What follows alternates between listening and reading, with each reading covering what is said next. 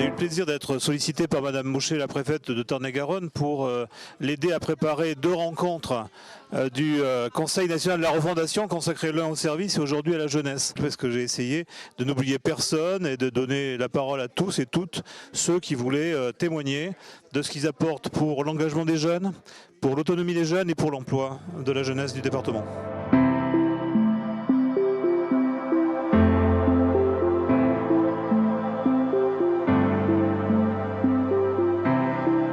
Donc Alves, j'ai 22 ans et j'ai eu un bac pro commerce. Ensuite, j'ai fait plusieurs stages en prêt-à-porter masculin et enfant.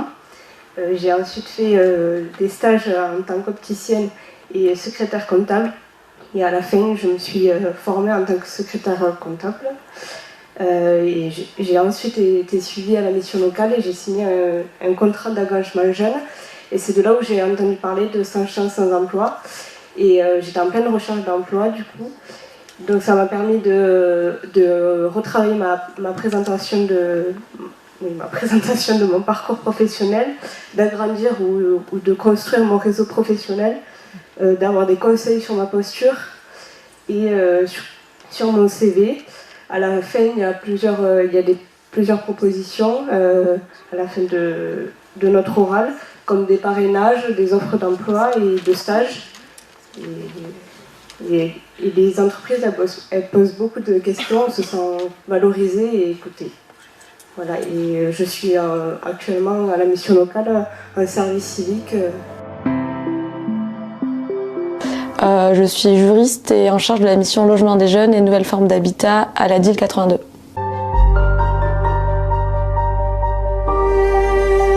Pourquoi ces études? Parce que j'ai toujours été passionnée par le droit. En fait, je trouvais ça très beau de, juste avec des mots, pouvoir se défendre. J'ai grandi dans un milieu où il y avait plein d'a priori sur les gens qui vivaient en cité ou autre. Et en fait, je trouvais que c'était une arme importante de savoir se défendre juste en parlant. Et donc, ça a été mon ambition première. Juriste, ça n'a pas été mon métier. Je voulais pas être juriste à la base, je voulais être substitut du procureur. Parce que je me suis dit que je pouvais vraiment changer les choses et apporter une plus-value et appliquer vraiment le droit. Parce que quand j'étais petite, et encore à l'heure actuelle, la justice, elle est pas équitable. Et donc je voulais rétablir cette justice sociale-là. Et donc là, aujourd'hui, à l'heure actuelle, je suis juriste, mais je garde dans la tête cette idée de devenir substitut du procureur plus tard. Comme conseiller à l'école, c'est que même si j'avais des très bonnes notes, on m'a conseillé de partir en BEP secrétariat parce que en fonction de mes origines et de ce à quoi je ressemblais, c'était quelque chose qui pourrait m'aller. Mais j'avais mes parents qui étaient derrière, qui me soutenaient, donc j'ai décidé de partir en bac ES. Et donc j'ai fait des études de droit, j'ai fait ma licence à Montauban en droit privé et droit public, mon master 1 à Toulouse en droit privé et sciences criminelles et un master 2 aussi à Toulouse en contrat et responsabilité des professionnels.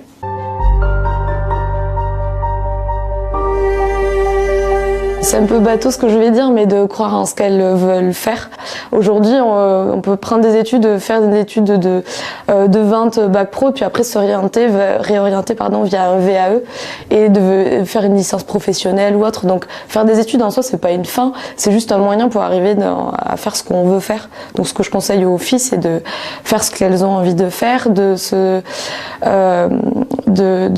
rapprocher de structures et d'associations. Il y a plein d'associations sur le département qui nous aident en fait. Donc croyez en vous et faites ce que vous voulez faire. Sur le club, effectivement, c'est la poursuite d'un travail initié dans le Tarn-et-Garonne qui permet la mise en relation des entreprises et une mise à disposition beaucoup plus facilitée pour les jeunes pour qu'ils trouvent des stages. Il y a pas mal de réunions, donc c'est une réunion une fois par mois, chaque dernier vendredi de chaque mois, ça dure 2 heures et pendant 2 heures on travaille sur un atelier d'intelligence collective. Améliorer notre communication, faire des Instagram, des Facebook, des TikTok, des vidéos. On fait des interventions dans les lycées, on en fait plusieurs par an, dans la plupart des lycées du département maintenant. On a signé même des conventions avec ces lycées, donc c'est, je vous dis, le début de l'association, mais ça avance assez bien cette année, si on pourrait dire. On fait des interventions, des tables rondes, on met en place du mentorat, pour l'instant seulement au lycée de Moissac, mais on compte vraiment l'étendre à tout le département. Et on met en place un réseau d'anciens élèves de ces lycées qui font des études supérieures, qui sont toujours présents dans le département, mais aussi à Toulouse, à Bordeaux, à Paris, où on se réunit et on tente tous ensemble de revenir sur le territoire pour parler de notre expérience, travailler avec les jeunes sur leur orientation, leur montrer ce qu'on appelle la preuve par l'exemple, que tout est possible, et qu'il existe des jeunes qui, sûrement, enfin, c'est presque sûr à 100% qu'on trouvera un jeune qui a fait ce que vous voulez faire, hein, c'est notre idée. Et derrière tout ça, il y a aussi bien sûr l'envie de créer un réseau qui permette aux jeunes qui veulent revenir vers le territoire de revenir, d'avoir accès aux entreprises, de jouer sur ce dynamisme territorial.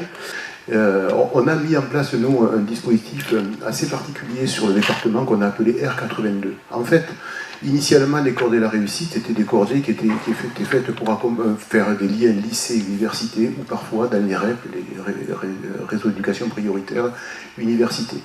On a fait quelque chose qui est unique actuellement en France sur le département, c'est de créer des encordements. Donc on a 3 établissements, le lycée Capoue, le lycée Bourdelle et le lycée de Caussade, qui se sont réunis et qui sont têtes de cordée, qui travaillent avec des universités et qui encordent des collèges. Le dispositif des cordées de la réussite, alors pour le dire simplement, même si l'expression est très évocatrice, l'idée c'est de susciter chez les lycéens une ambition.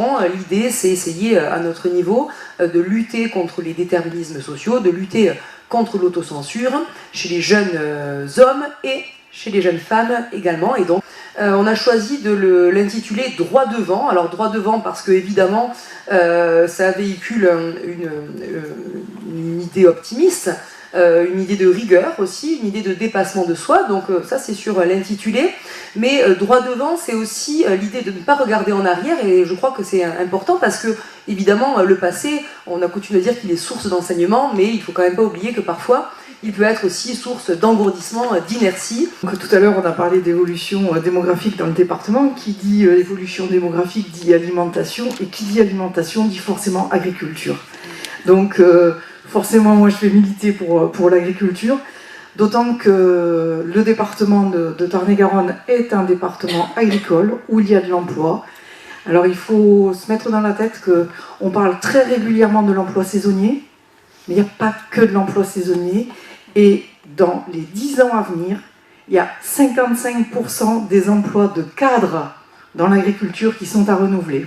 Donc il y aura le camion L'Aventure du Vivant, donc camion du ministère de l'Agriculture, avec donc 2 remorques, des plateformes, des simulateurs, de la réalité virtuelle, etc. Donc 2 jours destinés plutôt aux scolaires et en fin de journée plutôt destinés à tout autre public, et le samedi spécifiquement au public. Donc c'est une centaine de métiers différents de l'agriculture qui seront présentés dans ce camion.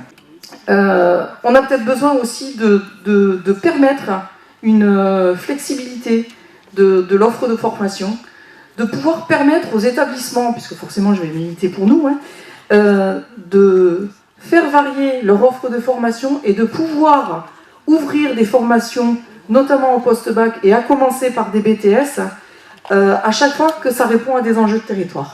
Sachez frapper à n'importe quelle porte, les portes nous seront ouvertes.